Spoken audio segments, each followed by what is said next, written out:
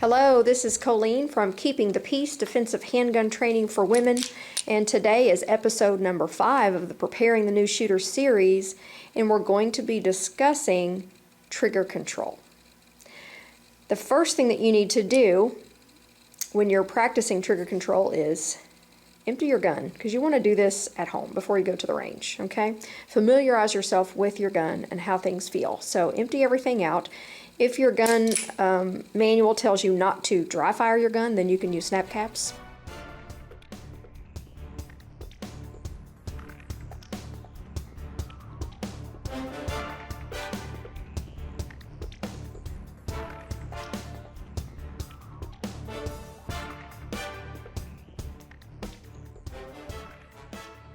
The first thing you need to do is place your finger on the trigger in the middle of the first pad of your trigger finger.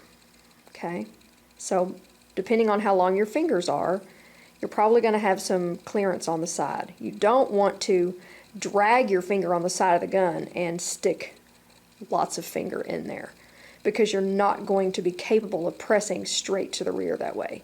You're going to end up torquing the gun side to side. So you want to place it in the middle of the first pad of your finger, and the pressure is going to go from this point to this point, okay? So you're actually pressing into the webbing of the hand. You're pressing straight to the rear. That's the way you want to press. You don't want to press in any way that's going to cause the gun to torque side to side. So after you've touched the trigger, the next thing you're going to do is you're going to place some pressure so that you take out the slack in the trigger if there is any. Once you feel that wall of resistance against your finger, that's where you're going to apply pressure until the hammer drops or the striker drops, whichever kind of gun you have. We'll discuss that in a future video. Okay? Once you've pressed that trigger all the way to the rear, the hammer has dropped, the gun is going to cycle if it's loaded. If it's unloaded, you'll have to cycle it. You notice that my trigger finger is still to the rear. At this point, I'm ready to let the trigger finger out in a controlled manner until it resets.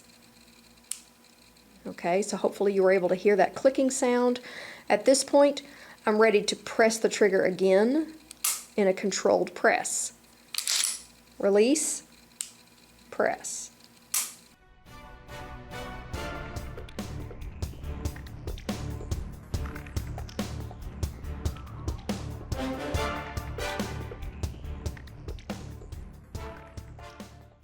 Now you notice that I'm only releasing the trigger finger until the reset point.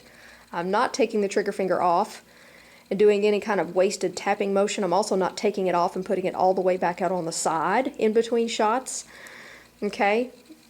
What you'll want to do at the range when you get there is shoot small numbers of rounds, like 3, 4, 5 rounds at a time. Don't load up your whole magazine and shoot them all, because you're just going to waste your ammo. Shoot small numbers of rounds and try your best to force your finger to stay in contact in between each of those rounds that you fire. Keep your sights on target. In between shots, you want to just realign your sights, reset your trigger, and then press again, okay? You want all of the motion with the trigger finger to be controlled. It's controlled in the press, and it's controlled in the release, and then press, release. What you do not want is to start out here. Watch the front of my gun. You don't want to start out here, line up your sights and get them all perfect, and then go bang. You could see how much movement there was here. If your front sight is moving that much, that means your shot placement will move that much or more. What you want to do is place your finger on the trigger. You want to place enough pressure to feel the wall of resistance. You want to line up your sights just perfectly, and then increase the pressure on your trigger until the hammer drops. After recoil, you're going to recover by realigning your sight picture, resetting your trigger, and then just placing that same rearward pressure again until your hammer drops. You're going to do that same process over and over until one of two things happen. Either you're going to run out of ammo, or you're going to make the conscious decision to stop shooting. So the next thing you're going to do is take that trigger finger out, put it alongside the frame, turn your safety on if you have one, and then you can relax and bring the gun off target. Shoot small numbers of rounds, concentrate really hard on maintaining contact with the trigger and keeping complete control over everything this finger does.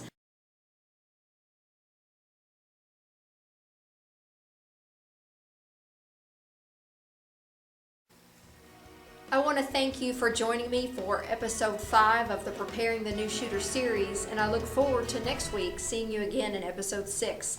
I'm going to combine 2 subjects in one video next time. We're going to talk about breathing and how your breathing affects your shot placement. We're also going to discuss how to find your dominant eye and how much dominant eye can affect your shot placement. So those 2 things will be in episode 6. I look forward to seeing you then. Hope you're having a wonderful day. Thanks for joining me, and God bless. Bye.